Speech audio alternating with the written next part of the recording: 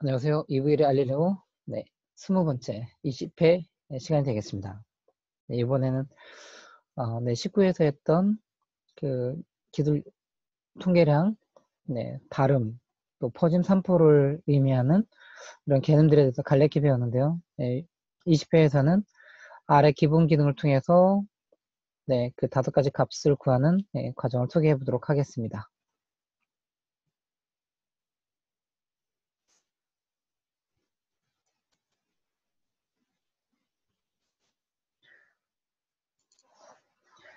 네. 저희 데이터는 똑같이 그냥 계속해서 다이아몬드 가지고 하고요. 그래서 저희는 요 라이브러리 tidyverse라는 요 패키지를 로딩 먼저 하겠습니다. 그래서 이번 시간에는 다이아몬드에서 제공해주는 프라이스라는 양적인 자료가 있는데요. 이 양적인 자료의 퍼짐, 얼마나 흩어진지, 얼마나 다른지 이런 걸 알려주는 5가지 값이 있는데요. 그 값을 기본적인 어뢰 기능에서 어떻게 하는지 살펴보도록 하겠습니다. 첫 번째가 범위가 되겠습니다. 이 범위는 영어로 range라고 그러고요. 최대값에서 최소값을 빼준 거가 되는데, 이 어뢰 기본 기능에서는 2가지 함수를 같이 써야 됩니다. 그래서 diff라는 함수 안에다가 요 range라는 함수를 주고요.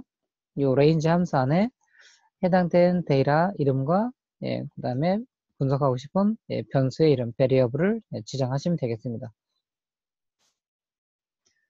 이렇게 하는 이유는 뭐냐면 요 range가 범위를 바로 구해주지 못하거든요. 그래서 요 range 함수를 쓰면 요 양적인 자료가 가지는 최소값과 최대값을 줍니다. 그래서 앞에가 최소값이고요. 뒤에가 최대값이 되겠습니다. 그러면 이번엔 이제 diff 함수는 그 2가지 값을 이용해서 뒤에 있는 값에서 앞에 있는 값을 빼주는 거가 되겠죠. 그래서 먼저 요 range 함수부터 본다면 요 range 하고요. 저희 데이터 이름은 ggplot, 요 tidyverse 안에 묶여져 있는 ggplot2에서 제공해주는 다이아몬드라는 예제 데이터가 있거든요. 그래서 다이아 먼저 하시고요. 그 다음에 달러 한 다음에 P자를 하시면 price가 뜨죠. 그래서 탭 키 누르시고 컨트롤 엔터를 해주시면 보시는 것처럼 2개의 숫자를 돌려줍니다. 그래서 앞에 있는 326이 프라이스 중에서 가장 작은 값이 되겠고요. 그 다음에 18,823이 이 프라이스가 가장 큰 거가 되겠습니다. 그런데 범위는 가장 큰 거에서 가장 작은 것을 빼줘야 되거든요. 그래서 그 계산이 안 됐기 때문에 저희는 diff라는 함수를 사용합니다. 그래서 diff라는 함수 안에다가 요 range 했던 것들을 복사해서 여기다 넣어주시고요.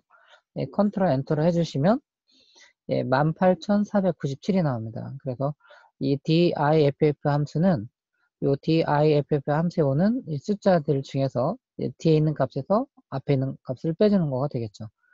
그래서 요 뒤에 있는 값이 18,823으로 이게 최대값이 되겠고요.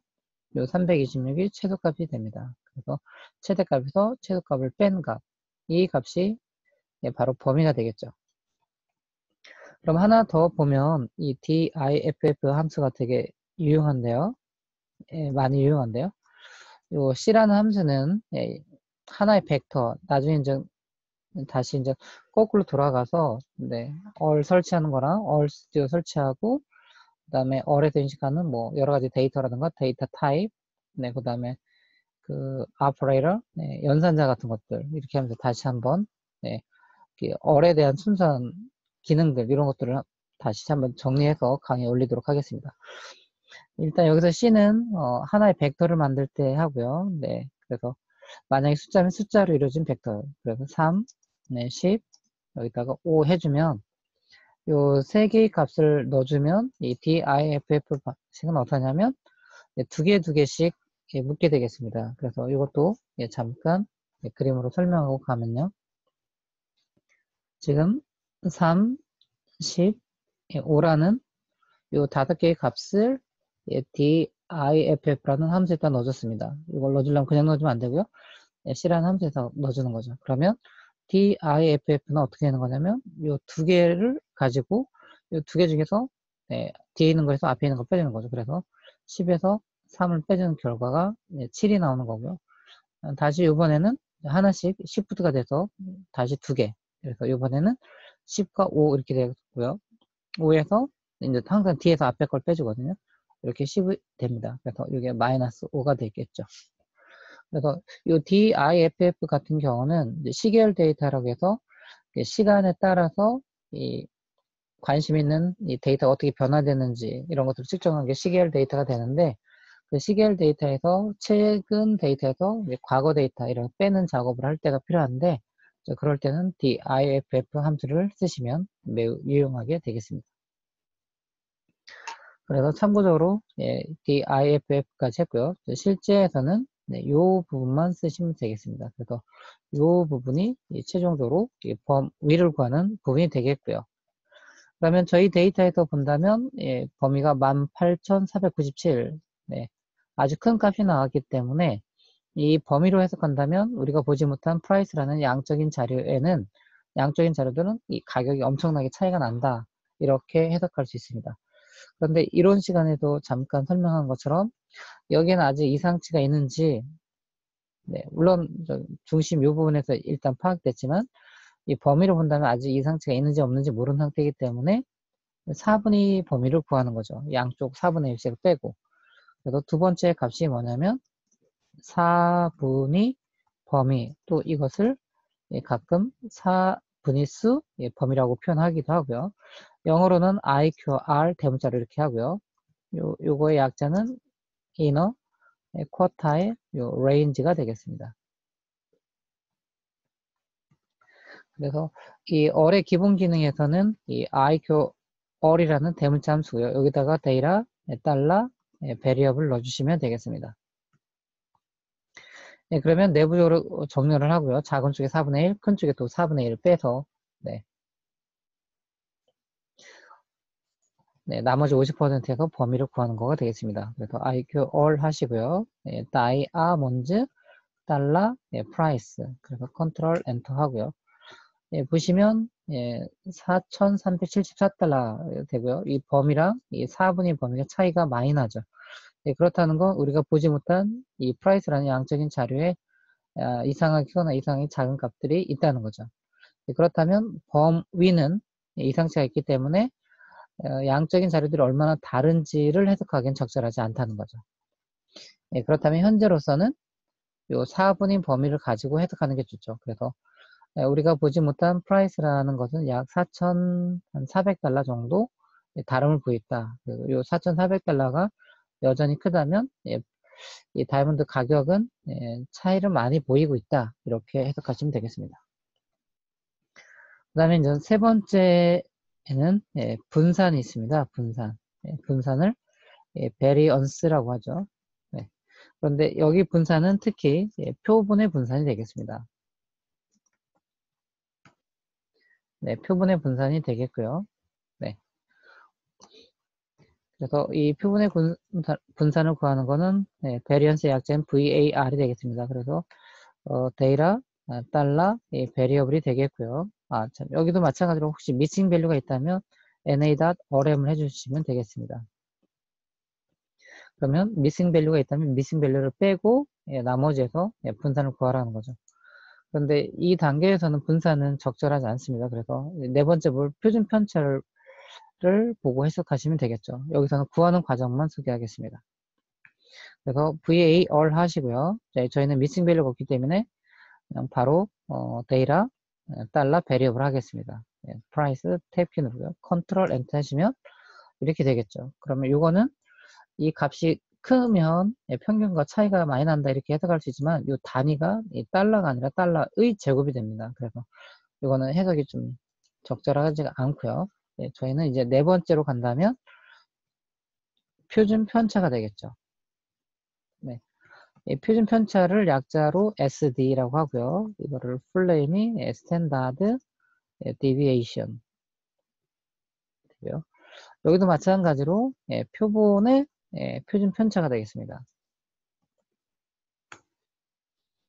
그래서 이거를 어뢰 기본 기능에서는 소문자 sd라는 함수가 있고요. 여기도 데이터 달러 베리어블이고요. 여기도 na.array 미싱 밸류가 있다면 na.array이라는 아규먼트를 쓰셔서 true로 세팅해 주시면 되겠습니다. sd 하고요. 다이아몬드 달러 프라이스 그리고 컨트롤 엔터 해주면 여기 3989 그냥 이거 해석하기 편하게 그냥 4000으로 그냥 반올림 해보겠습니다. 그러면 여기서 말하는 표준 편차는 뭐냐면 우리가 보지 못한 양적인 자료가 평균과 얼마나 다를까, 평균과 얼마나 다를까를 알려주는 거거든요. 그래서 평균이 대략 4,000달러인데 이 평균과 약 4,000달러 정도 차이를 보이고 있는 이런 가격대, 프라이스들로 이루어졌구나라고 하는 거죠. 그래서 이 4,000이 여전히 크다면 평균과 차이를 많이 보이고 있는 이런 데이터들로 이루어졌다라고 저희는 해석할 수 있습니다. 그런데 분산, 표준 편차, 범위 이런 값들은 이상치에 영향을 많이 받기 때문에 사실은 좀 더 비슷함에도 불구하고 이상하게 크거나 이상하게 작은 게 있으면 전체적으로 이렇게 많이 다르다고 할 수 있기 때문에 저희는 다섯 번째로 중위수 절대 편차를 구해보겠습니다. 그래서 이거는 약자로 MAD, 영어로 MAD라고 하고요. 또 M은 미디언의 약자고요. 그 다음에 A는 absolute.